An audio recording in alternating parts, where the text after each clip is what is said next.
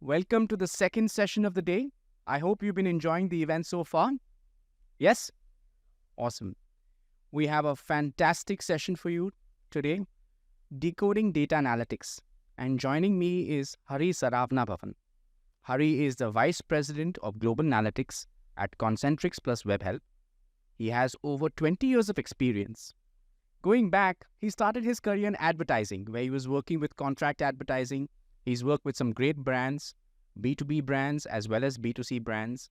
And that got him thinking, I really want to do something in the field of data. I want to kind of make things quantifiable to understand consumer behavior. And that's what attracted him to that space. He's worked with tech giants like IBM. And in the current context, he's regarded as a thought leader. In fact, Analytics Insight magazine named him as one of the top 10 data science leaders to follow in 2023. We're absolutely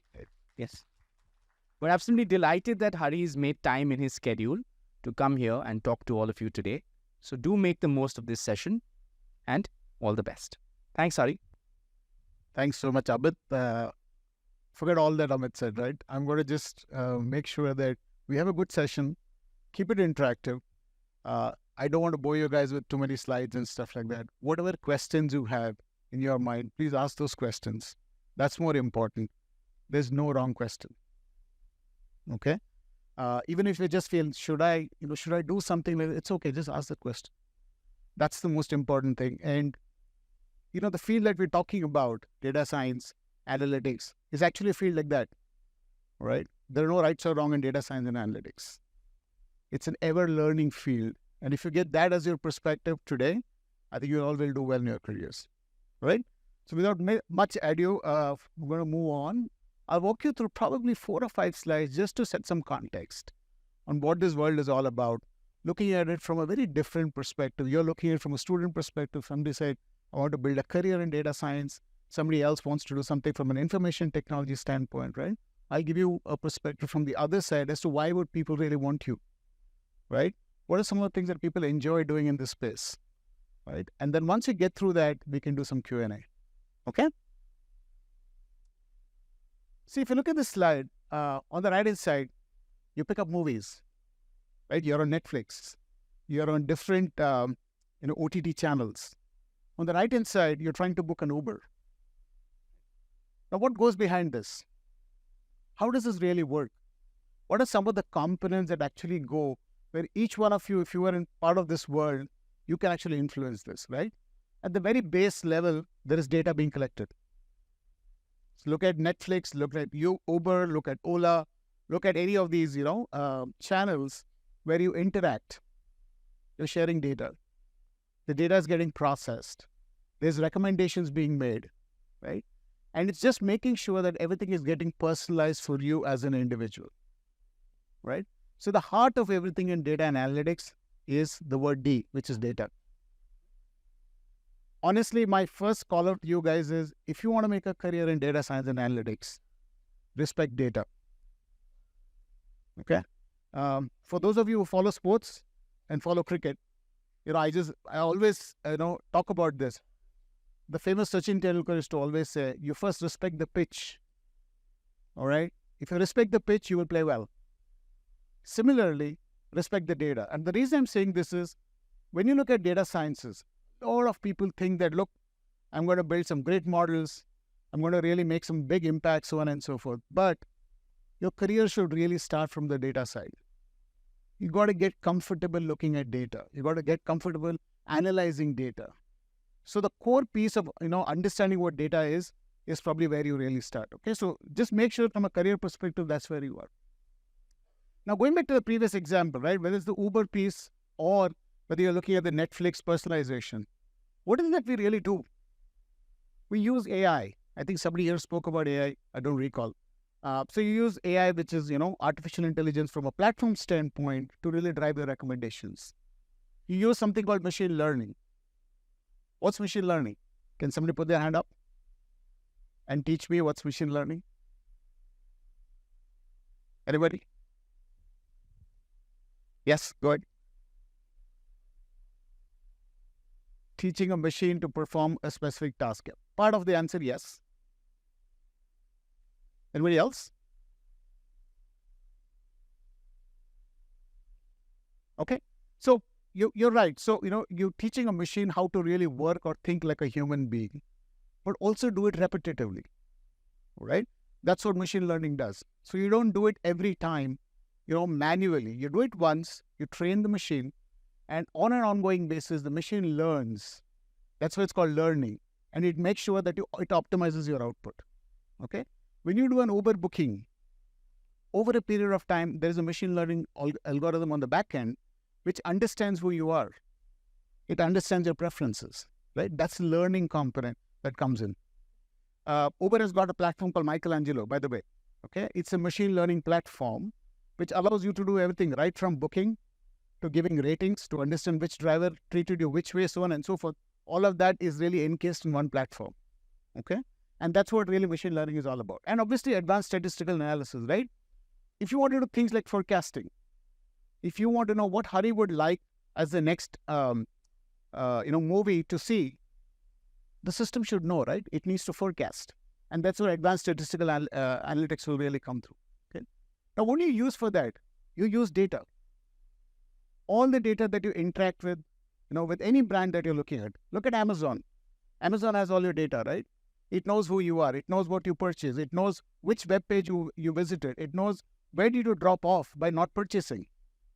All of that data is there with Amazon today, right? And they make their recommendations based on the data that's really coming through. Okay. Geolocation data. Uber knows who you are. Uber knows where you traveled last night. Scary, right? But they do, right?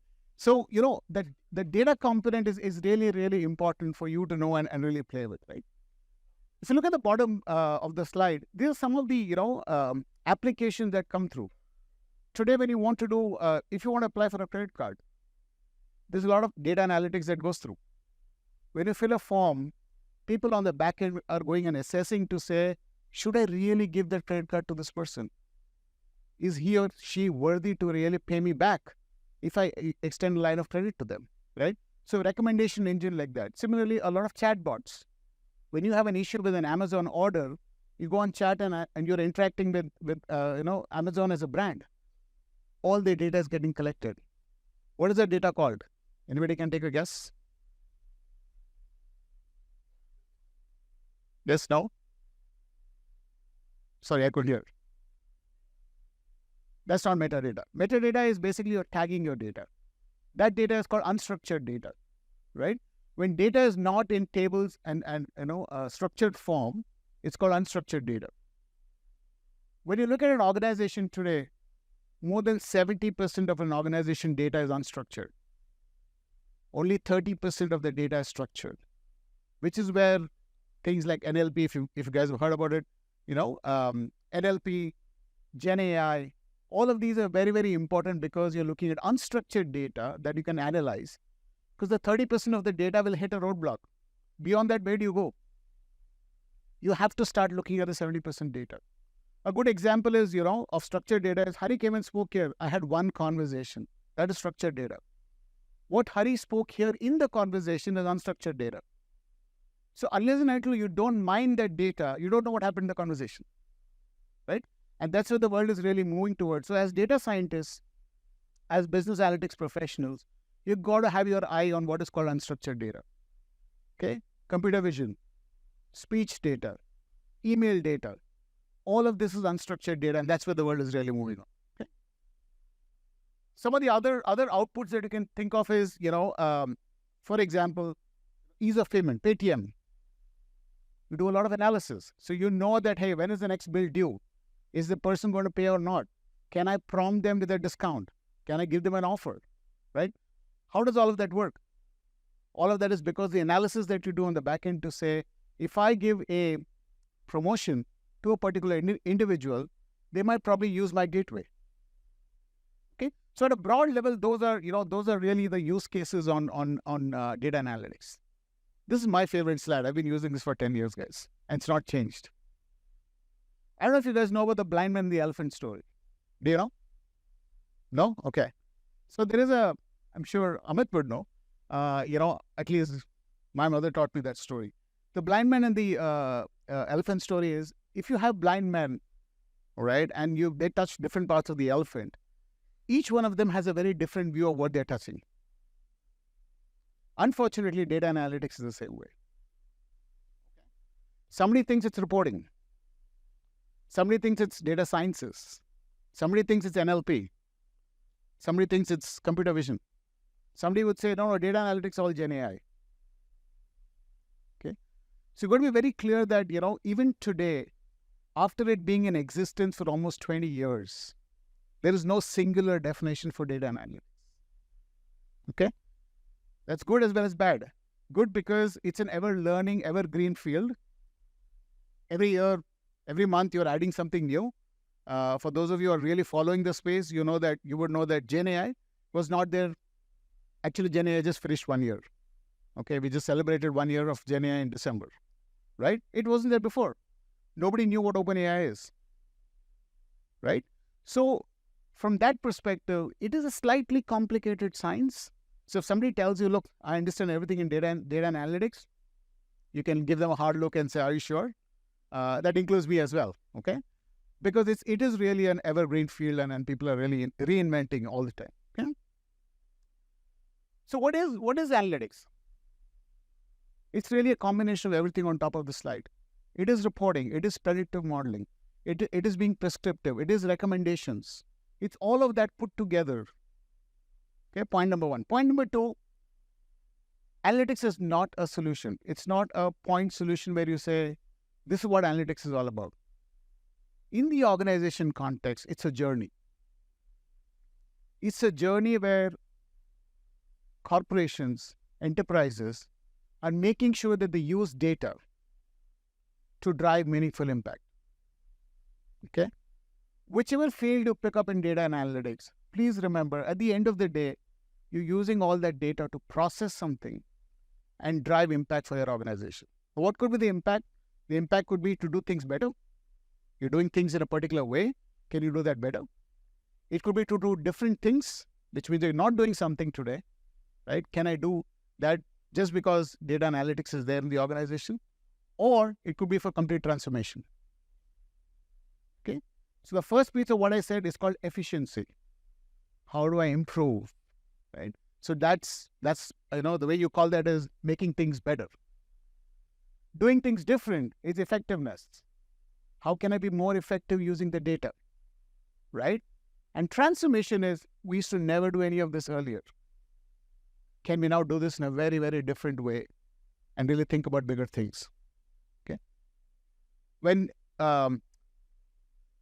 companies like Uber, Ola, they all came, there's a terminology for those companies. What's the terminology for those companies? That's a type of organization. They call something else.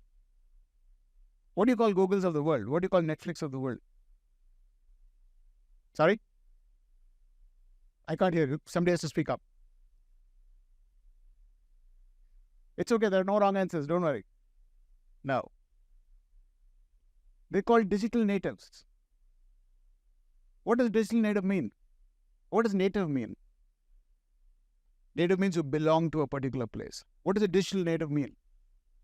They're born digital. Right? Why is it important? It's important because more and more companies are going the digital routes. If they're going the digital route, they're looking at data.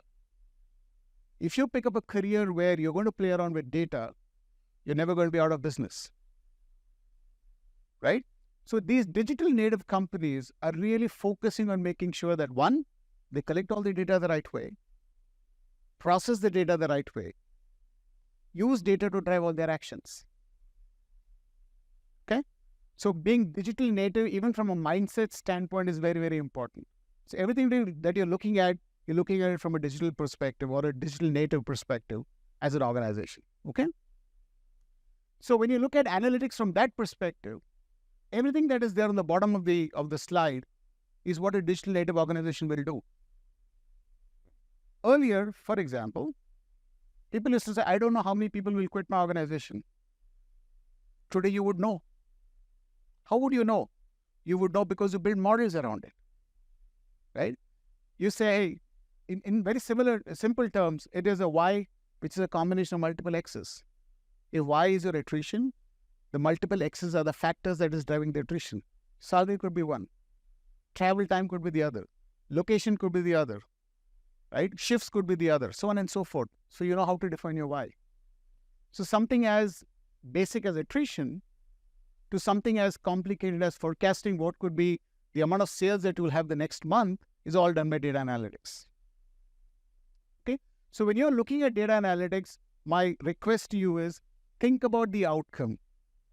Don't think about the Python code. Don't think about whether I should do SAS or R. Don't think about, should I do Power BI? Those are all important. But please focus on the outcomes. Okay? Understand what comes in the chain, because then you will be able to apply yourself more efficiently and effectively to help drive those outcomes. Okay? And more organizations are really getting to this mode to say, can I be data-driven? Can I create an impact by using analytics? Okay? Can I be data scienced? Go and use that term, data scienced. Okay? Can my organization actually be data scienced? Because what I then do is I apply a lot of mathematical and statistical techniques to all my data to drive the right kind of outcomes. Okay? So a quick perspective. Again, you don't need to go through everything. But if you look at all industries here, right? Some big industries, automotive, self-driving cars. Do you know that they use data analytics? Right? Look at, predictive maintenance in the automotive world. Today, if you're driving a high-end car, the dashboard will tell you when your next maintenance is due. How does it say? It's because of data. What's happening on the back end? The data is getting analyzed. It's getting processed, right? Similarly, go to banking. You will hear this term. If you get to this industry, you will hear this term called risk scorecards. Every customer in a bank has got a scorecard. You may not know about this, but the bank knows about it. Right? Are you a risky customer? Are you a good customer? All right? Stuff like that. Okay? Healthcare. When somebody goes to a hospital and puts a claim, all the claim gets analyzed. Should I pay the claim, not pay the claim?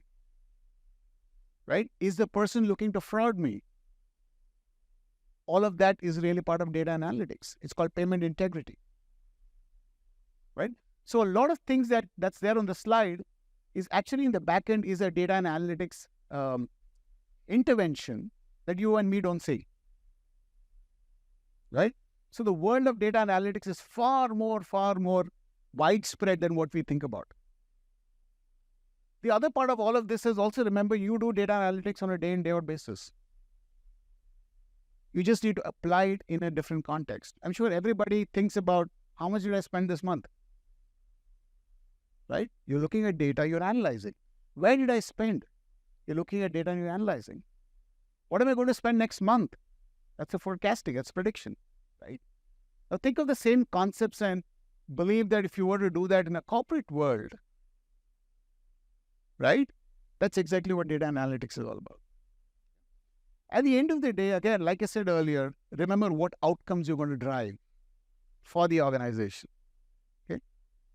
One other important thing that you guys should always remember is there is a difference between output and outcomes.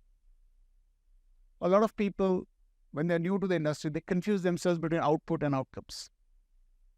Output is what you generate, let's say, from a model. And outcome is the end result. Okay? Focus on your outcome. Output is really part of the process. If you're going from point A to point B, there are milestones in the process. Those milestones are your outputs, right? A to B, B is your outcome. A lot of people that I know, in this world of data analytics always get confused between output and outcome. And they'll come back and say, well, I built a great model. Doesn't matter. Is the model delivering what it needs to deliver? Did you increase sales? Did you reduce cost? Did your customer satisfaction improve? Did you reduce employee attrition? Did you build a better scorecard that allows the company to make sure that, we are not getting defaulted? That focus is very, very important. So as you get to your next job, as you get to an interview and people ask you these questions, please remember this. It's not about words of wisdom. Don't take me wrong. All I'm trying to say is output is part of the journey. Outcome is what you need to focus on, right? Okay, finally, what is about the careers in analytics? It's a fairly exhaustive list. You can pick up depending on what you want to do and stuff. I'll quickly walk you through some of these. Data scientists, as the name explains, everybody understands what a data scientist is, right? It's probably the most glamorous role that people think that they want to pick up. A lot of people who do data sciences believe that they don't need to play with data. Wrong. Okay? When you get to the corporate world, I reiterate, start with data. That's where you have to start. Okay? If you want to play cricket, you got to go to the pitch. You can't sit in the sofa and play cricket. It's not going to work. Okay? Data engineers. This is the technical component of the entire data sciences and analytics world, right? Engineers are basically who help with all the plumbing. Where does the data come from? Do I need to put it in a data warehouse? Do I need to build out a data lake? Right? Do I need to build data cubes? That's what a data engineer does, right? A data analyst is somebody who really looks at the data to say, is the data good or not? Do I need to treat the data? Are there missing values? Remember, if the data is not good, your output is going to be bad. Garbage in is garbage out, right? A data analyst helps you with that. Reporting. So if you really look at, the various phases in analytics, when you look at data, as you move through the data cycle, the first thing that you do is, where are we in the business? And that's what reporting does. It allows you to give a perspective on what's happening in your business. Okay? That's what a reporting or a BI analyst does. A domain consultant. A lot of times people don't understand the importance of this. It's a very, very, very important role in the world of data analytics. Okay? A domain consultant is somebody who understands what the data means. They understand the field. They understand the industry. As an example, if you go to the banking industry and say churn, people will not even know what you're talking about. You have to use the term attrition. Okay? It's very important because that's how the industry is really structured. A domain consultant understands compliance for an industry. If you go to the healthcare industry, you have a lot of rules, a lot of regulations. Okay? If you want to pass a claim and you're doing data analytics on it, you need to know whether the code is approved or not. That's what a domain consultant gets to the table. And mind you, they're in real demand. Okay? A domain consultant in healthcare is really in big demand. Similarly in banking. So people will say, you are a data scientist, but can you come from the banking domain? Because people don't want to teach you all over from an industry standpoint. Last for analytics translators on that column in the slide. Anybody? That's one of the ways to do it. What happens is, because you guys are all doing some part of data analytics, you build a model. You can't give a model to the business. They won't understand what you're doing. They want to know, how is it impacting me? They don't want a piece of code, right? A translator is somebody who really converts a technical output into a business output. Remember, everybody doesn't start off with data analytics, right? Everybody thinks that I know my business. I don't need anybody to come and teach me anything. So in that kind of a scenario, you need somebody who is converting all the technical output into bytes, sound bytes that your business will buy. Right? Human beings think they know, always.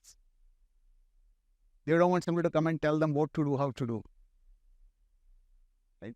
Amit was talking about my journey. I used to work for Airtel and I used to head up postpaid churn. Right?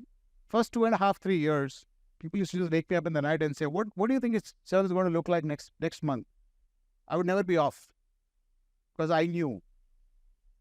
And when you know, you become arrogant about it, right? If somebody comes and tells you, well, do you think it could be different? You're like, no, I don't think so.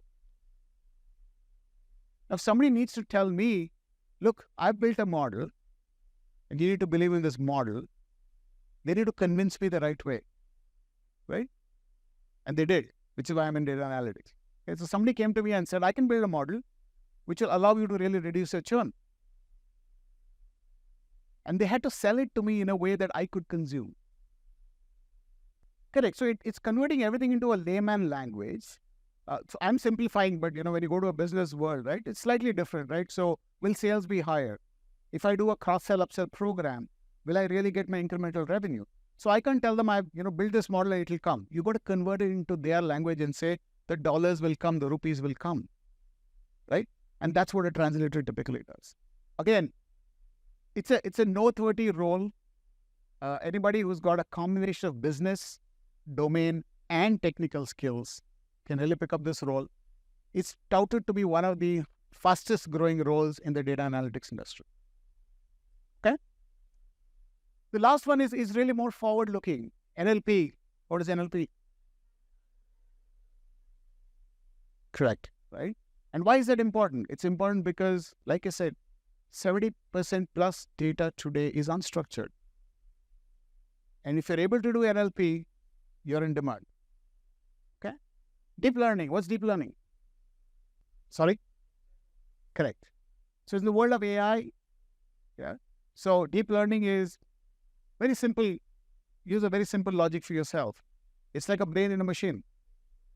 Correct. It's a brain in the machine, right? The more data that goes in, the better is the accuracy of the outputs, right? Better is the accuracy of the outputs, better are the outcomes. That's why you use deep learning. Typically what happens in deep learning is you focus on smaller areas. It gets specialized in a particular domain, right? So deep learning, if you guys have heard about IBM Watson, has anybody ever heard about IBM Watson? That's a deep learning product, right? You can really go focused in an industry. You can go focus in a problem area and use deep learning. So a lot of healthcare work that happens, you use deep learning. If you want to cure cancer using data analytics, you use deep learning because you can't do generic models, right? If you want to do biomarkers in a person's human body, you use deep learning, right? To cure,